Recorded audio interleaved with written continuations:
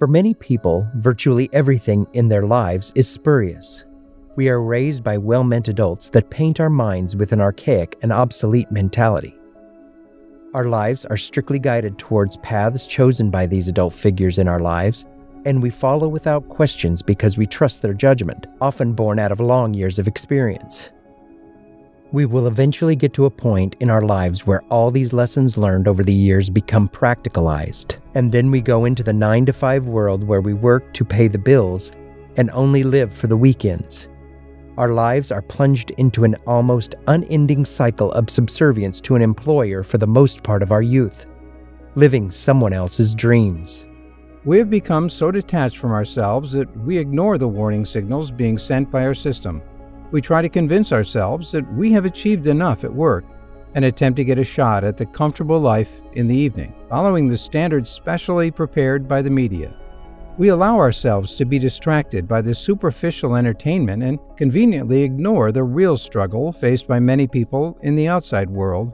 We allow ourselves to be run following the dictates of flamboyant ads. We get immersed in their realm of infinite consumerism scenarios, stacking our refrigerators with food we can't cook, and with food that we waste later. We're wasting huge amounts of food that the less privileged people around the globe would be thankful for. We've been blindly led into these wasteful norms that we become afraid and embarrassed to go against these norms. We don't see the need to reduce our wasteful habits and recycle our garbage, or the need to prevent pollution simply because others are not doing it.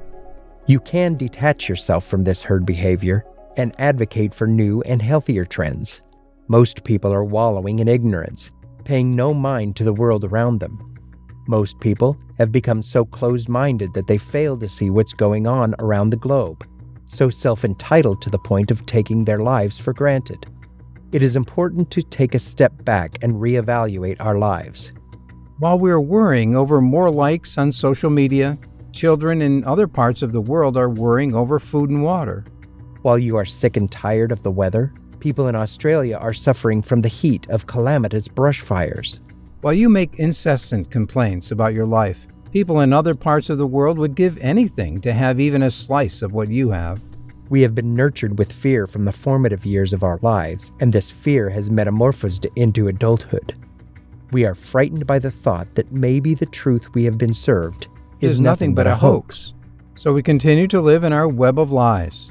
In fear of not conforming with the norms by accusing others, we bow to the elites that use us to achieve their goals. We refuse to allow ourselves to think of the possibilities of a world outside the small box we have crammed into. Every move we make is by the dictates of these greedy elites. They are controlling us.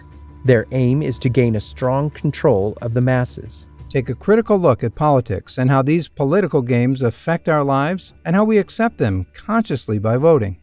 These politicians instill fear in us as a campaign strategy, and we follow blindly as they make up stories of enemies that are non-existent.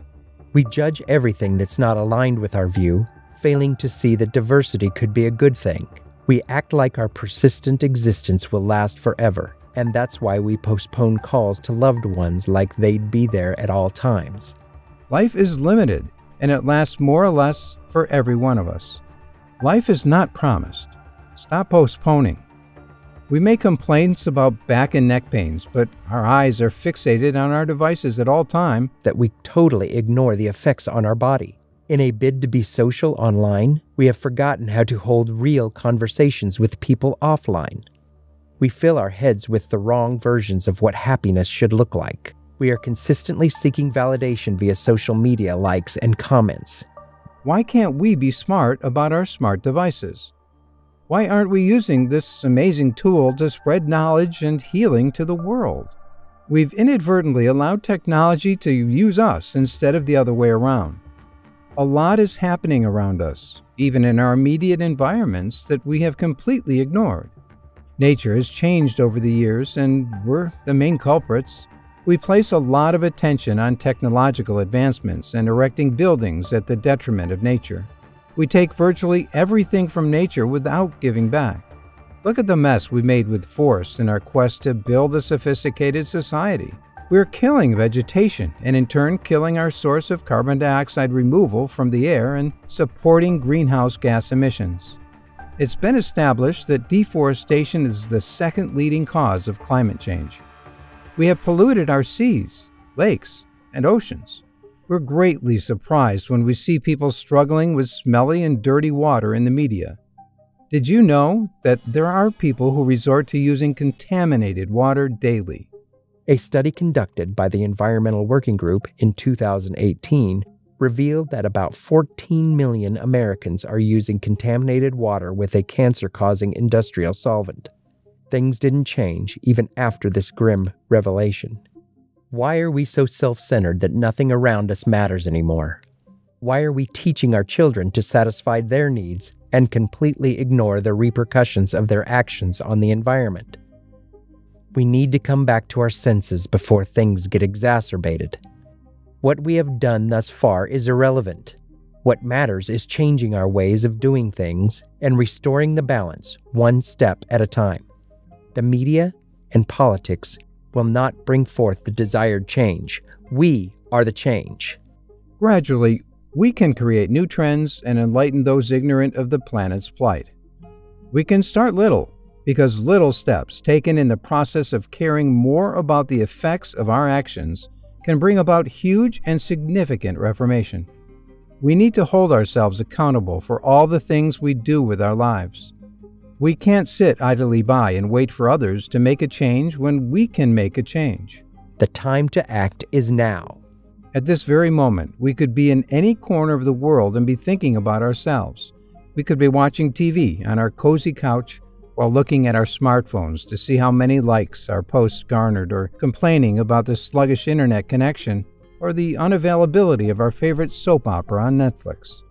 We could be bothering ourselves with anything that adds no direct value to our lives. But what are we doing to add value to the lives of others?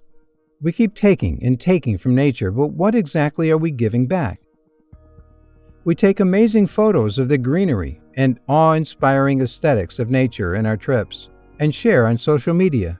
But are we doing something to keep it green and beautiful for others to savor? We talk about the good deeds that we're doing for kids in need of help on holidays, but what are we doing for them in other months of the year? Their lives will not change simply because we gave them that one gift during the holidays. The best legacy we can leave behind for our kids is a clean, green, and beautiful world. The technologies we enjoy today are due to the efforts of our forebears to make life better for us. This includes vehicles, electricity, telephones, and a host of other beneficial technological innovations that we are taking for granted these days. We can play a role in making life better for the next age. We can create something they can all be proud of and be thankful for in the future. Why not etch your footprints in the sands of time as the generation that made the world a better place?